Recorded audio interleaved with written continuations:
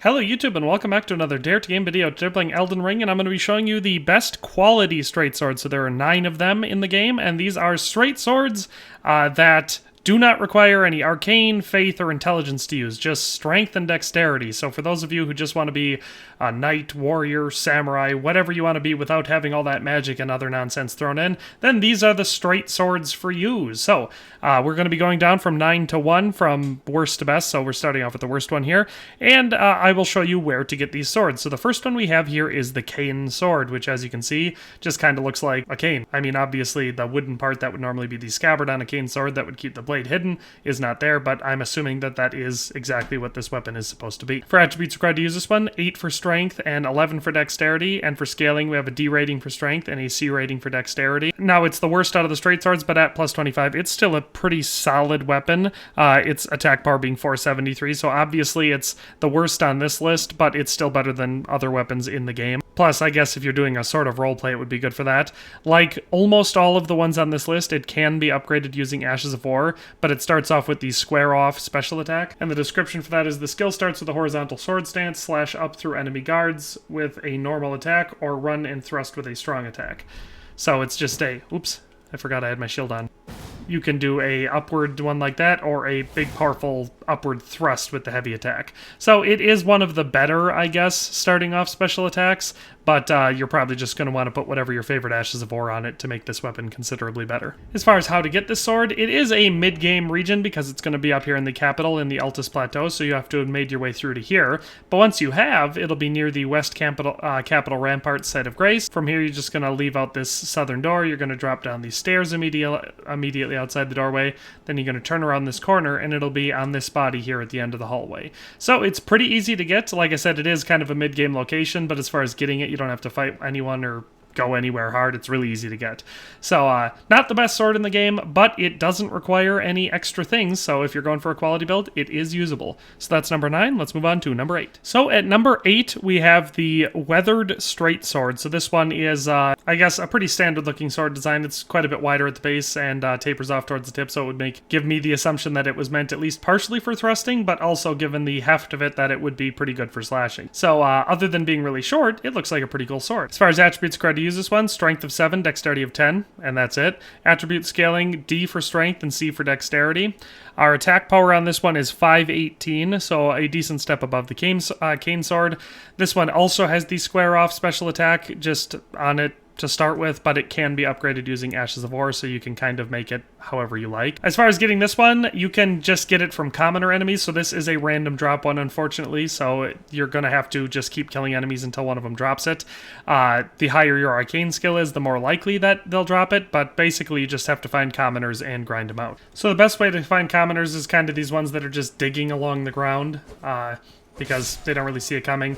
Again, commoners are not a difficult enemy type to take out, so they should be relatively easy to grind out, and eventually one of them will drop a weathered straight sword. So unfortunately that's the only way to get them. If you want this weapon you have to just grind for it, but it's dropped by commoners and they're all over the map. So that's number 8. Let's move on to number 7. Alright, next up at number 7 we have the Noble Slender sword, which you can see we've got here, which looks a lot like a regular arming sword, except it's gold all the way through, and honestly it is pretty skinny, which makes sense why it has the name Slender. So it gives the appearance of almost a small sword. It's like that, it's that small and petite, I guess, that it almost looks more like a small sword than an arming sword. But that being said, its standard look does make it look decent in my opinion. As far as attributes required to use this one, strength of 8, dexterity of 11, and for scaling, an E rating in strength and a B rating in dexterity. For our attack power on the Noble Slender sword, we have 521, so just a slight increase over the weathered straight sword. This one again has the square off special attack on it normally, but you can upgrade it using Ashes of War. So pretty solid options there. As far as how to get the sword goes, again, it's going to be another one that you just have to kill enemies until they drop it. The best way to do it is to go for common nobles around Limgrave, so they're the types that have it as long as they're armed. You can see that they have a sword. They're more likely to drop it then. The best place to go, though, is kind of right where I am here, this caravan. Well, basically just along this road from Waypoint Ruins to Aguil Lake South, you'll find a couple wandering groups of common nobles here that have a decent chance of dropping it. So you can see we'll just kind of zip on over there. So you can see this great big crowd right here. Quite a few of these guys are armed with the noble, like right there. See, This guy right here is armed with it. So you just got to look for enemies like that, take them out, and eventually one of them will drop the sword that you're looking for. So, like I said, I wish there was a set location for it, but on the bright side, the enemies that you have to grind out for this one are not complicated to fight, and they are all over the place. So, that is number 7, the Noble Slender Sword, but let's move on to number 6. Alright, so for number 6, we have the Short Sword, which should be no surprise that it is pretty short. So it looks a lot like your pretty standard arming sword, except the blade is incredibly short. I find that this makes pretty fun dual-wielding builds because it kind of acts just like a slightly longer dagger, giving you slightly better reach, and it does have pretty good attack power for all of that. But appearances-wise, it does look pretty standard. As far as attributes required to use this one, 8 strength and 10 dexterity. Attribute scaling is D for strength and C for dexterity. Our attack power on this is 536, so another step above the last one, and it has the kick special attack with this one, so it's just a kick, which is alright for breaking guard stances, and sometimes you can knock people down like when they're using the shield, or every once in a while I've been able to kick people off ledges with it, which is kind of fun. But most importantly, it can be upgraded using Ashes of War, so you can put whatever you want on it. There's a couple different ways to do it. So it is the starting equipment for the Astrologer class, so if you start out as an Astrologer, you will have this weapon. Otherwise, you can drop it, or I should say Highwaymen will drop it, so you'll find a group of them in Murkwater Cave here in Limgrave, and you can just farm them there, so if you want to have more than one of them, because there is a set place. You can buy one from this nomadic merchant right here.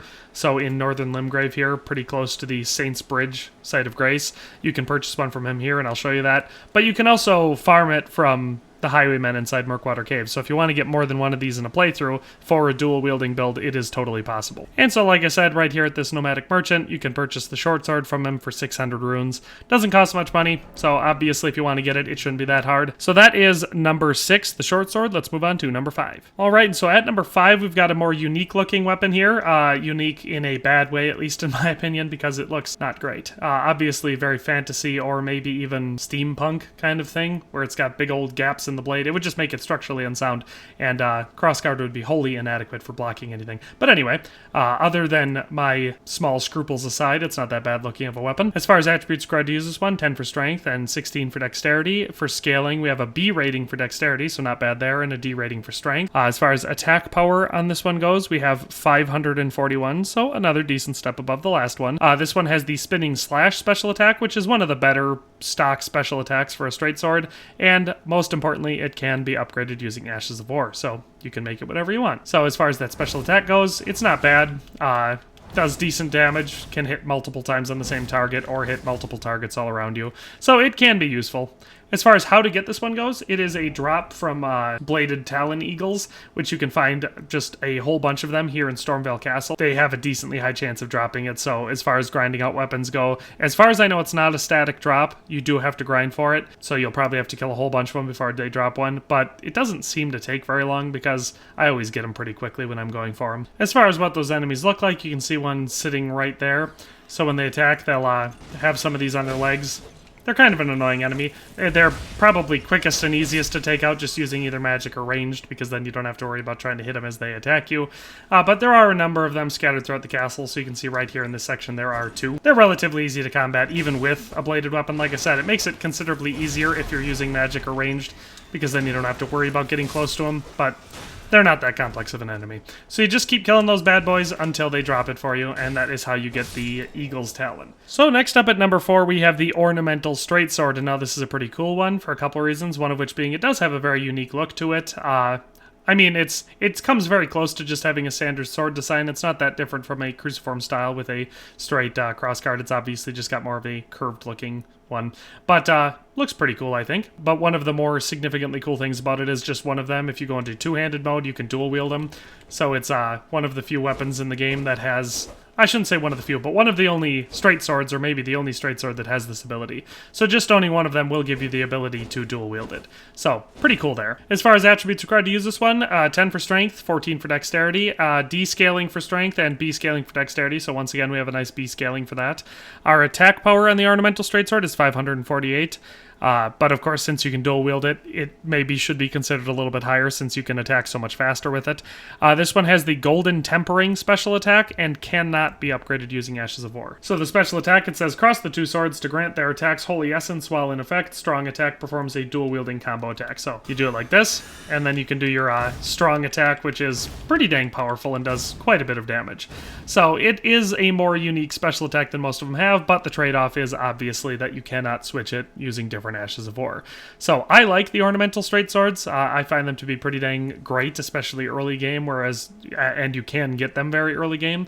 So I definitely like them. So as far as how to get this weapon goes, they're actually dropped by the Grafted Scion at the Chapel of Anticipation. So you can actually do this during the tutorial if you are able to kill the Grafted Scion when you fight them right away at the beginning in the tutorial. They will drop the sword, so you'll have it right from the beginning. Otherwise, you can return by going there using a waygate over at the 4 Belfries, which is where I am. And so we're right here at kind of the first one from the waypoint down here. You can see there's one right there, one down there, and one right here. We're at this one. And so that one is the one that will bring you to the Chapel of Anticipation, and then you just go across this bridge and up through this doorway, and this is where the boss fight will be. So that is how you get there after you've already done the tutorial, but if you're starting off on a new playthrough, whether it's New Game Plus or just brand new, you can kill the Grafted Scion here and you will get the sword right away at the beginning of the game. So that is number 4, the Ornamental Straight Sword. Let's move on to number 3. Alright, and so at number 3 we have the LORDSWORN'S Greatsword, and now this is not only getting into the top 3 best ones in the game, just objectively speaking,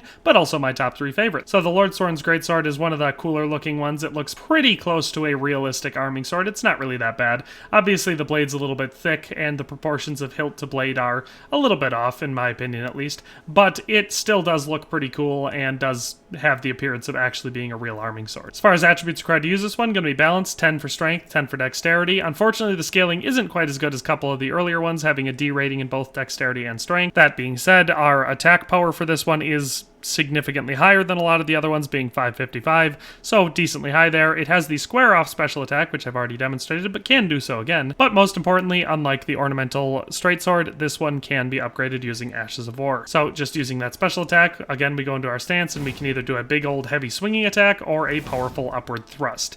So it is useful. I've used it considerable amounts without doing the swapping out Ashes of War. So the special attack that it comes with is definitely a solid one on all of these weapons. As far as how to get this one, unfortunately, again, it's going to be a random drop for the most part. So the most obvious place that you're probably going to want to go to get this one is going to be just right here at the Gatefront Ruins, because it will be dropped by pretty much all of the Godric soldiers, because even the ones with the spears have a chance to drop it. That being said, they're much less likely.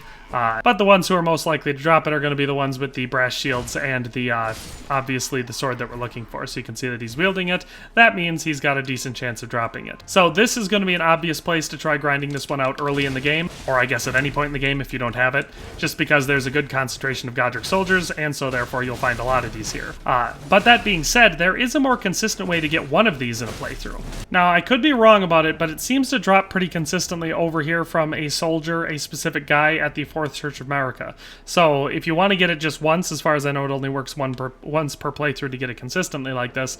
But over here at the 4th Church of America in the Weeping Peninsula, you just go out and there will be a headless undead soldier that you can take out, and I'm pretty sure this person always drops it the first time you kill him. So you can see it'll be one of these guys, I think. They're kind of annoying to kill because they, jump backwards, but nope, that one didn't drop it. Well, that one dropped a brass shield, which is pretty great.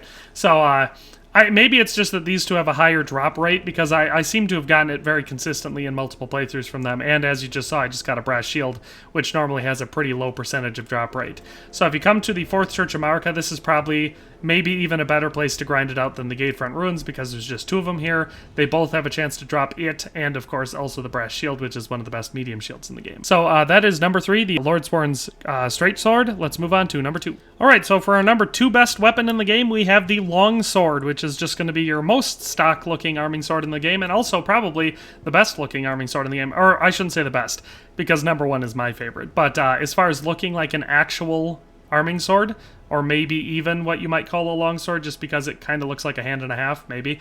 But the close to actually looking like a real-life arming sword in most of its dimensions. And it's actually thin enough that it doesn't look unrealistic. So I definitely like the design of this weapon. As far as attributes required to use this one, it's going to be another one with 10 for strength and 10 for dexterity. This one, for attribute scaling, has a D rating in dex, but a C rating in strength, so this one will scale a little bit better with strength. For our attack power on this one, we have 571, so pretty dang good there. It has the square-off special attack, so nothing surprising there, but it can be upgraded using Ashes of War, so you can kind of make it whatever you want. As far as how to get this one goes, there are two different ways to get this one. For one thing, you can start off as the Vagabond class, which if you're trying to be a quality knight, that's one of the ones I recommend. Either Vagabond or Samurai are the best way to start for that. But if you want to get the sword really easily from the beginning of the game, considering it's the second best overall quality straight sword in the game, just start off as a Vagabond and you will have it. If you didn't do that, or maybe you want to have two and you're a Vagabond, then the next best way to get it is to buy it from the Twin Maiden Husks at Round Table Hold. So obviously I shouldn't have to show you this, but from Round Table Hold, you just go through this door to the left here, and you walk through this room until you get to the second room on this side. You'll be able to talk to the Twin Maiden Husks, and you can purchase it from her. Right here, you see the longsword for 1,000 runes. So pretty simple to get, pretty straightforward, I would say. And if you want to have two of them, because it is a considerably good weapon, then just start off as a Vagabond, and then as soon as you get through Stormvale or into Caelid far enough that you're able to come to Round Table Hold, do so, and you can buy another one, and then you've got two.